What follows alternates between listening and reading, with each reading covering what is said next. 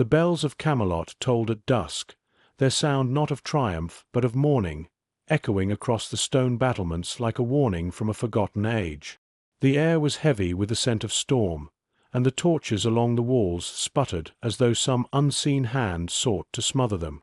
Within the council chamber, silence reigned, broken only by the restless clink of Arthur's armor as he paced the length of the table.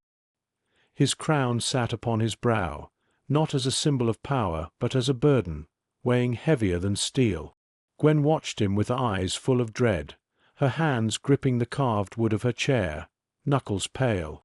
Upon the table lay the parchment, unfurled beneath Gaius's trembling hand. Its ink shimmered like blood in the firelight, lines curling with the precision of ritual. He read aloud in a voice low and raw, speaking of a prophecy older than Albion's kings, the last Enchanter, one whose coming will end all others, whose power cannot be matched nor controlled. The words hung like smoke in the chamber, suffocating, each syllable cutting deeper into the silence. Merlin stood cloaked in shadow weave, his gaze fixed upon the script. Yet the letters shifted beneath his eyes, as if alive, writhing to evade their meaning. He did not speak, for every word tasted of ash in his throat. Though no name was written, he felt the weight press upon his soul, as if fate had leaned close to whisper in his ear. Arthur's fist struck the table, the sound cracking through the hall like a blade on stone. "Camelot will not bow to prophecy," he declared, his voice sharp, yet beneath its strength trembled the shadow of fear, that the words were not about a stranger, but of the man who stood at his side. Gwen rose, placing a hand upon her husband's arm, her eyes pleading for restraint, but the storm in his gaze did not falter. The chamber dimmed as the torches guttered, their flames choked by a breath not of this world. Shadows lengthened across the walls, climbing like black heralds, stretching fingers that seemed to reach for Merlin. Gaius stepped back, his face lined with sorrow, as if he already knew the truth that Arthur refused to name. Outside, thunder cracked, splitting the horizon with veins of fire. The stained glass windows shook with the force, their fractured light painting the king's crown in shards of gold and shadow. In that broken reflection, Camelot's glory seemed already undone. Merlin lifted his eyes to the window, and in the glass he caught his own reflection, yet it was not his face that stared back.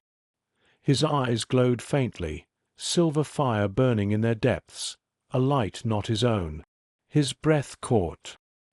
He turned quickly, but the flicker of dread lingered, heavy and undeniable. The bells tolled again, though no rope was pulled. The sound was hollow, distant, yet it reverberated through stone and marrow alike, as if Camelot itself had heard the prophecy awaken. The silence that followed was worse, heavier, as though every soul in the castle waited for a revelation none dared speak. In that moment Merlin knew. The last Enchanter had already been named in fate's hidden tongue, and the path ahead would end not with triumph, but with reckoning. Dawn crept over Camelot, yet its light brought no warmth. The sky hung low and bruised, clouds swollen with stormlight, veiling the horizon in a pall of grey. From the battlements, the city looked restless, as if even the stones feared what the night had whispered. The air was damp, tinged with a metallic taste of rain and iron, a foretelling of battles yet unseen. Arthur led his knights beyond the city walls, the banners of Camelot sagging beneath morning dew. Excalibur hung at his side, but the blade hummed faintly, a restless murmur, as though sensing an adversary that had not yet revealed its face. Gwen rode close beside him, her cloak trailing like a shadow in the mist. She whispered words of faith into his ear, her voice steady, yet her gaze lingered too long upon Merlin, who trailed behind them. Trust was still there, but thinned, like a thread strained to breaking. Merlin rode in silence, his starfire lantern hidden beneath folds of shadow weave. The whispers clawed at his mind with each step of his horse, names spoken in tongues long dead, promises and threats intertwined. He gripped the reins until his knuckles whitened, but still the voices pressed closer. Gaius, at his side, watched him with the sorrow of one who knows too much but speaks too little. Their path led not to battlefield or village, but to ruins, an ancient citadel of the Druids, long abandoned, its stones split and bleeding moss as if the earth itself rejected its memory. The air grew colder as they approached, the mist thickening into a wall that clung to skin and armor alike. When Arthur dismounted and stepped inside, torches flared of their own accord, acrid smoke choking the chamber. Runes long buried beneath dust awakened, their glow faint but alive, crawling like fire across the walls. The knights muttered prayers under their breath, shifting uneasily in their armor. Gwen drew her cloak tighter, her hand brushing Arthur's arm as though to anchor him in this place of ghosts. Gaius's voice trembled as he spoke. The last enchanter is not born. He is awakened when the old world stirs. His words fell heavy, sinking into the silence like stones cast into deep water. Then, from the shadows, voices rose, a chorus of whispers, chanting in a tongue no knight could understand. Their cadence echoed through the chamber, too layered, too ancient, as though the walls themselves had remembered how to speak. The knights froze, their blades drawn but useless. Merlin alone heard them clearly. His name, spoken by lips that had turned to dust centuries ago. His heart thundered against his chest, his breath sharp, his hand tightening around the hidden lantern.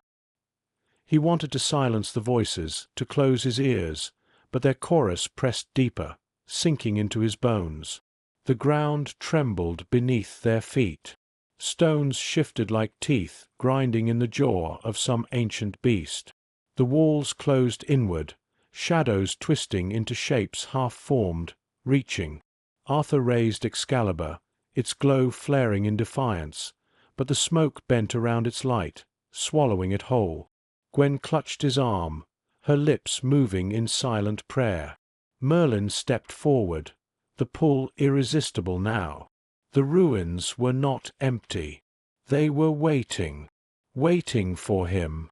The citadel groaned as if it still lived, its ancient walls flexing with each breath of the storm above. The mist did not drift. It clung, crawling down the corridors, swallowing torches whole until only embers remained. Every step was met with resistance, as though the stones themselves sought to drive them back. The knights tightened their ranks, their armor grinding in the silence, yet even their discipline faltered beneath the weight of unseen eyes. Arthur moved at their head, Excalibur drawn. Its glow cut through the darkness, a pale fire, but every flare was devoured almost instantly, as if the shadows drank its light. His jaw was set, but his voice betrayed the strain. "Stay close, no matter what you hear." Yet already his men's faces were pale, their gazes darting to every corner where the dark writhed like smoke. Gwen pressed nearer to Arthur, her fingers brushing his cloak, her lips whispering prayers that broke and fell hollow into the air. The forest of stone echoed with other words, fragments carried on unseen wind. Gaius paused at a wall where the mist thinned, his fingers tracing the grooves of runes carved deep into the surface. They shimmered faintly like embers, a warning left by hands long turned to ash. His voice cracked as he read, "This is no citadel. This is a prison." The words struck Merlin like a blade. His chest tightened as the whispers surged, no longer indistinct but sharp. They spoke not in riddles, but in names and futures. Savior, betrayer, chosen, doomed. Voices layered over voices, each demanding, each accusing. He staggered, pressing a hand to the cold stone, his starfire lantern flickering beneath his cloak. Arthur turned sharply. "Merlin!" His voice was strained, commanding, but beneath it trembled something else, fear. Merlin lifted his gaze, and for a heartbeat, he saw not Arthur's face but a reflection fractured across the dark. Arthur weeping blood, Arthur kneeling in chains, Arthur's blade piercing Merlin's own chest. He swallowed the vision, forcing his breath steady, though his hands shook. They pressed deeper until the ceiling split open to the storm. Lightning licked the broken edges of stone, illuminating a wide chamber that pulsed like the heart of the ruin. The air grew thick, suffocating, heavy with frost and ash. From the mist, a figure stirred. A shadow first, then form, Morgana. Her cloak dripped with frost, her breath blooming pale in the air, her eyes lit with cruel certainty. The whispers hushed, as if even they bowed to her presence. "The last Enchanter," she said, her voice slicing the silence like a blade. "It is not a title. It is a crown, and only one of us will wear it." She raised her hand, and frost bled across the stone floor, blooming like veins of ice. The air cracked as her power surged, binding breath itself. Arthur roared, lifting Excalibur. Its light blazed in defiance, but the sword faltered in the presence of her will, flickering as though it, too, bent before her. The shadows closed tighter, the chamber trembling with every heartbeat. The citadel itself seemed ready to collapse. Merlin stood caught between worlds, Arthur's life trembling on one edge, Morgana's hunger on the other, and the whispers naming him as the fulcrum of it all. The walls pulsed, like a prison breathing, and the choice pressed upon him. Stormlight tore across the broken citadel, a jagged vein of lightning splitting the sky above the shattered roof. The chamber below shuddered, stones raining from the heights as Arthur and Morgana met at its heart, Excalibur singing against the blades of ice conjured by her will. Sparks flew, their clash echoing like war drums, each strike shaking the runes carved into the walls until they burned with searing light. The air thickened with frost and fire. Gwen's cry pierced the storm as she reached for Arthur, her gown dragging across stone slick with melted ice. Yet even her voice faltered, drowned in the tempest of steel and sorcery. Gaius clutched a broken pillar, his eyes fixed not on the duel, but on the altar that loomed at the chamber's center. Its runes blazed brighter with every strike, feeding on chaos, their glow forming a sigil, an eye, open and unblinking, staring into eternity. Merlin felt the whispers rise again, but they were no longer countless voices. They had become one, vast and commanding. The last Enchanter must claim, or be consumed. His breath came ragged as visions bled across his mind, Arthur falling in a sea of blood, Gwen's tears upon a crown of ash, Morgana enthroned in frost, Camelot burning like kindling. He staggered closer to the altar, its glow pulling him, a heartbeat of fire and shadow resonating with his own. Arthur's shout split the air. "Merlin! Do not touch it!" His voice cracked, a blend of command and plea. But Morgana's laughter rose above it all, sharp, merciless, laced with triumph. She drove Arthur to his knees, an ice-forged blade pressing against his crown. "Choose Merlin," she spat, her breath a plume of frost. "Save him, and lose yourself, or claim your inheritance, and let the old world rise." Merlin's fingers hovered above the sigil, the heat of it burning his skin though he had not yet touched it. His chest pounded, every whisper coiling tighter around his heart. The runes pulsed like veins of molten fire, promising power, threatening ruin. Dust rained down as the citadel shook. Excalibur flickered in Arthur's grasp, its light dimming as though even the sacred blade bent under the weight of destiny.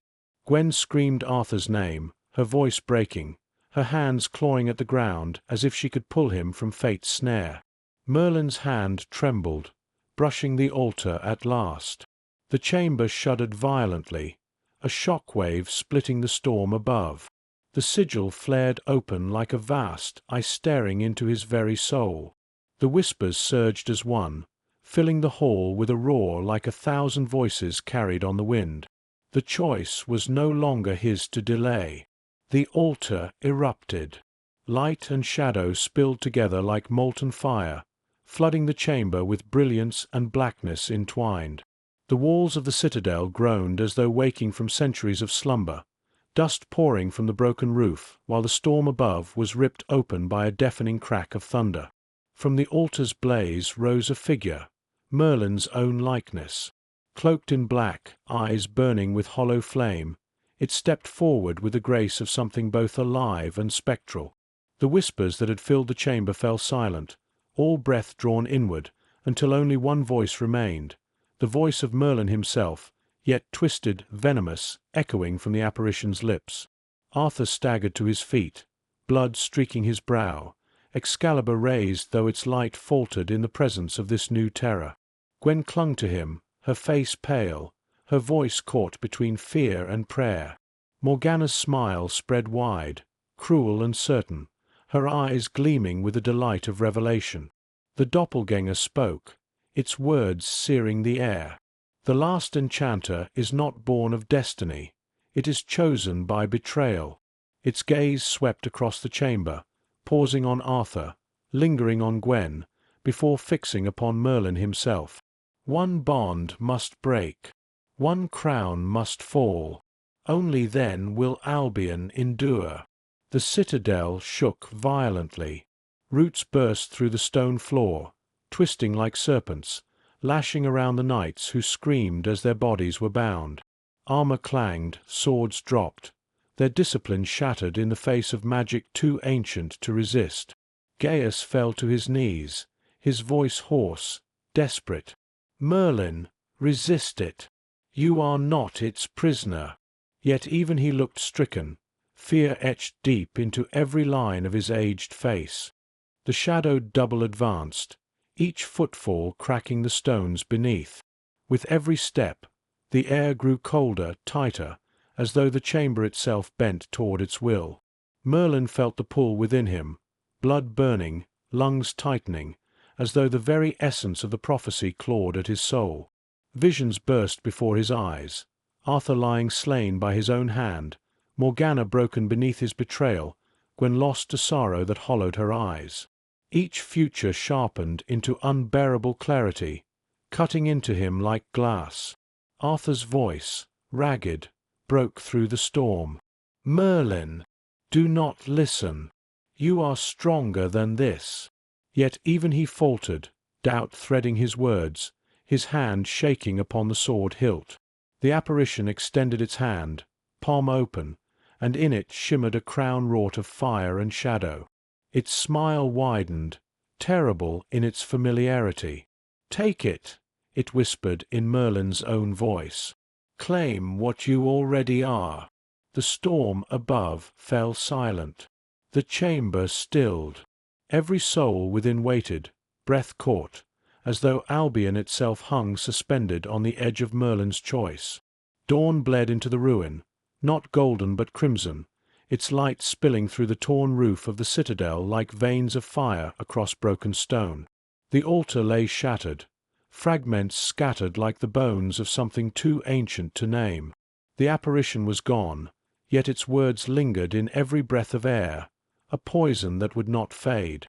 Arthur stood amidst the wreckage, blood drying upon his brow, Excalibur trembling in his grip. Its once blazing light had dimmed to a faint ember, as though even the sacred blade faltered beneath the weight of prophecy. His gaze fell upon Merlin, no longer steady with trust, but fractured, as though looking upon a stranger cloaked in familiar skin. Gwen knelt at Arthur's side, her tears carving trails through the ash on her cheeks. She whispered comfort, her hand trembling as it brushed his arm, but even her faith faltered, for she had seen the shadow's face, Merlin's face, twisted by betrayal. Her eyes flickered toward him, searching for reassurance, yet finding only silence. Gaius's voice broke the hush, grave and worn. "The prophecy is scattered now. The last enchanter is not bound to one path, but to all, and every choice cuts deeper than the last." His words fell heavy, offering no solace, only the truth of chains unseen. Merlin knelt apart, his hand brushing a shard of the altar. In its reflection, his face dissolved, hollow eyes and a smile not his own flickering back at him. His chest tightened, each breath like a blade. He could not tell if the darkness lay within the shard, or within himself. Arthur staggered forward, laying a trembling hand upon Merlin's shoulder. The gesture, once a seal of loyalty, now felt fragile, frayed by suspicion. His voice cracked, not with command, but with wounded plea. "Tell me, Merlin, are you with me, or with destiny?" Merlin's lips parted, but no words came. The silence stretched, damning, heavier than any betrayal spoken aloud. The knights shifted uneasily, their gazes dark with doubt. Above them, ravens wheeled across the crimson sky, their cries tolling like funeral bells. The citadel groaned one last time before falling into stillness, its prison broken, yet its curse unspent. Morgana's laughter lingered faintly on the mist beyond, a promise yet unfulfilled. The last enchanter will be mine. And in the ruin of dawn, Albion trembled, for its reckoning had only just begun.